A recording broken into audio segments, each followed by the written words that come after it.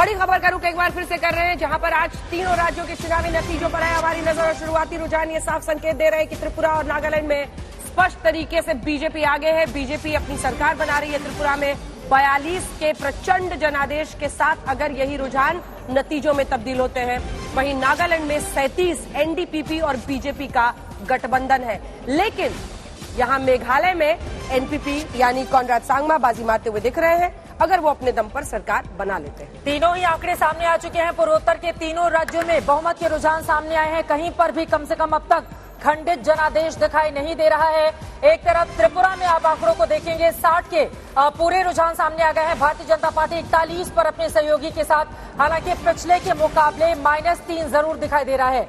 Akhilesh Pratap Singh ji Congress party के नेता हमारे साथ जुड़े हुए हैं। सुनील दद्दर जी हमारे साथ बीजेपी के वरिष्ठ नेता जुड़े हुए हैं। अखिलेश जी, आपका रुख करते हुए देखिए, 2 राज्यों में तो बीजेपी स्पष्ट जनादेश हासिल करते हुए, एक में सहयोगी के साथ, एक में खुद अपने बलबूते। जबकि अगर मेघालय की बात करें तो वहां पर 7 सीटें बीजेपी, 3 पर कांग्रेस, एनपीपी को 31 सीटें। सर, कांग्रेस पार्टी कहां चली जाती हुई नजर आ रही है? आप एक साथ लेफ्ट के साथ चुनावी मैदान में जाते हैं। त्रिपुरा में वहां पर जनता खारिज कर दे रही है। नागालैंड में कांग्रेस पार्टी 2 पर सिमट जा रही है। मेघालय में कांग्रेस पार्टी 3 पर सिमट जा रही है। ऐसा हाल क्यों बना रखा है अखिलेश जी कांग्रेस ने? निश्चित रूप से नॉर्थ ईस्ट में इतने खराब परिणामों की हमें अपेक्षा नहीं थी और त्रिपुरा में उम्मीद थी कि अच्छा करेंगे, लेकिन जितनी उम्मीद थी उतने मार्क्स हम लोग को नहीं ले पाए। ये चिंता का विषय है। कांग्रेस ने मेहनत तो बहुत किया पिछले 2 वर्षों से। वहाँ के कांग्रेस की यूनिट और जो हमारे प्रभारी हैं डॉक्टर अजय कुमार, लगातार आंदोलन कार्यक्रम सब कुछ करते रहे।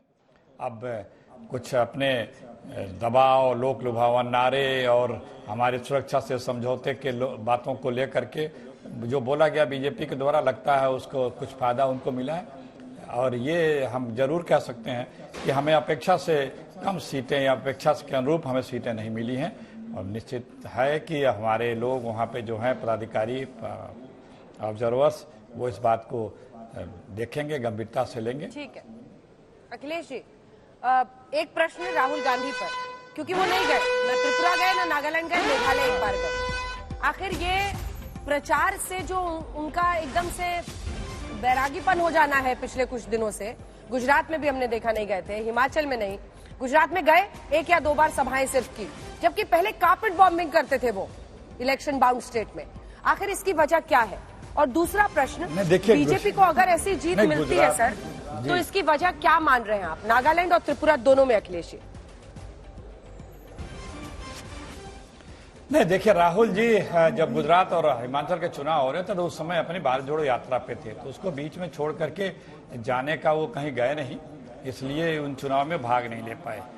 और रही बात कि ये नॉर्थ ईस्ट के चुनाव में जरूर बीजेपी ने अच्छा प्रदर्शन किया, क्योंकि इसके पहले भी बीजेपी ने तो इधर उधर से अपनी सरकारें भी बना ली थी। हमारे लिए जितनी मेहनत की गई थी उतनी अपेक्षाकृत सीटें नहीं मिली, ये चिंता का विषय है। लेकिन ये मैं आपको जरूर बता दूं कि आने वाले जो हमारे चुनाव है, कर्नाटक, मध्य प्रदेश, राजस्थान, छत्तीसगढ़, इसमें परिणाम एकदम हमारे पक्ष में होंगे। और कारपेट बॉम्बिंग की जो बात कर रहे हैं आप, वहाँ भी हम लोग बहुत मेहनत कर रहे हैं। कर्नाटक में भी सारे तरफ ये सारे प्रदेश हम लोग दोबारा जीत के आएंगे। जो बची हुई सीटें विधानसभाएं हैं कर्नाटक, वहाँ भी हम आ रहे हैं, क्योंकि जनता जो अभी है, तो लेकिन ये बड़ा आगाज प्रदेश बीजेपी के लिए अच्छा हो गया ना अखिलेश जी? ठीक है, मैं लौट रही हूँ। सुनील जी भी हमारे साथ जुड़े हुए हैं। सुनील जी ने काफी लंबे वक्त तक पूर्वोत्तर में काम किया है, कई साल भी वहां पर बिताए हैं। सुनील जी, लेकिन त्रिपुरा में देखिए 40+ हो रही थी, लेकिन धीरे धीरे अब पीछे आंकड़े जाते हुए भारतीय जनता पार्टी को पिछली बार सहयोगियों के साथ जितनी सीटें मिली थी, इस बार -8 दिखा रहा है 36 सीटों पर। हालांकि आपको बहुमत आ चुका है, लेकिन त्रिपुरा में 36 सीटें 40 क्रॉस करने के बाद धीरे धीरे पीछे ही जा रहे हैं आप लोग। सुनील जी,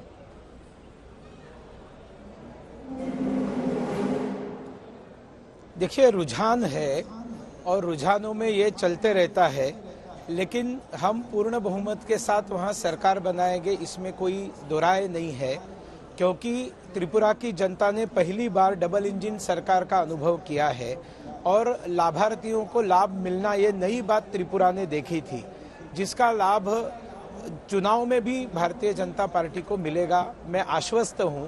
ये आंकड़े थोड़े ऊपर नीचे होते रहेंगे, लेकिन सरकार भारतीय जनता पार्टी की संपूर्ण बहुमत की बनेगी, ये हमारा विश्वास है। संजय जी, अभी ये शुरुआती रुझान में थोड़ी जल्दबाजी तो नहीं हो रही है? हालांकि देखिए, त्रिपुरा में फासला बहुत ज्यादा है, 36 वर्सेस 15 और 9 हम देख रहे हैं, लेकिन वहां पर अगर ऊपर देखिए, मेघालय में देखिए, अब वो फिसल गए स्पष्ट जनादेश के नीचे, तो थोड़ा शुरुआती रुझान ही से माना जाए, 9:30 बजे है। शुरुआती रुझान है, लेकिन मुझे लगता है कि बहुत बड़ा उलटफेर होने की गुंजाइश नहीं है। शुरुआती जरूर है, क्योंकि 8 बजे से गिनती शुरू होती है और शुरू में हम सबको पता है पोस्टल बैलेट की गिनती होती है, और पोस्टल बैलेट की गिनती बहुत धीमी होती है। एक एक, जैसे वो पुराने तरीके से एक एक पर्चियों को निकालना, मिलाना, और ईवीएम की गिनती लगभग जाकर के 8:45-9 बजे शुरू होती है। तो तकरीबन हम मान सकते हैं कि लगभग 1 घंटे से भी कम हुआ है अभी समय ईवीएम की गिनतियों का। शुरुआती रुझान बिल्कुल मानना चाहिए, लेकिन कोई बड़ा उलटफेर हो जाए, मुझे नहीं लगता ऐसी कोई गुंजाइश है। लेफ्ट और कांग्रेस का क्या होगा कौशिक इसके बाद वहां पर त्रिपुरा में? क्या बीजेपी 5 साल सत्ता में रहने के बाद, वाम दलों को उखाड़ फेंकने के बाद, अब उनके अस्तित्व को ही खतरा बन जाएगी त्रिपुरा में? बिल्कुल, अस्तित्व को तो खतरा है ही। अगर ये रुझान सही रहा तो लेफ्ट की तो इनिंग्स त्रिपुरा में भी खत्म ही दिख रहा है। और कांग्रेस का ऐसा हुआ, 2018 में जब बीजेपी जीते थे तो बीजेपी इसलिए नहीं जीते थे कि लेफ्ट के वोटर्स ने बीजेपी को वोट किया था। जो कांग्रेस सपोर्टर्स है सभी ने बीजेपी को वोट किया था और सारे वोट शेयर बीजेपी के पास आ गए थे। इस बार जब जिस गवर्नमेंट को हटाने के लिए लोगों ने कांग्रेस को छोड़ के बीजेपी के साथ दिया, वही कांग्रेस वाले सपोर्टर ने देखा कि वही लेफ्ट के साथ कांग्रेस फिर से जुड़ गए, तो वो वोट तो कभी वापस आएंगे नहीं।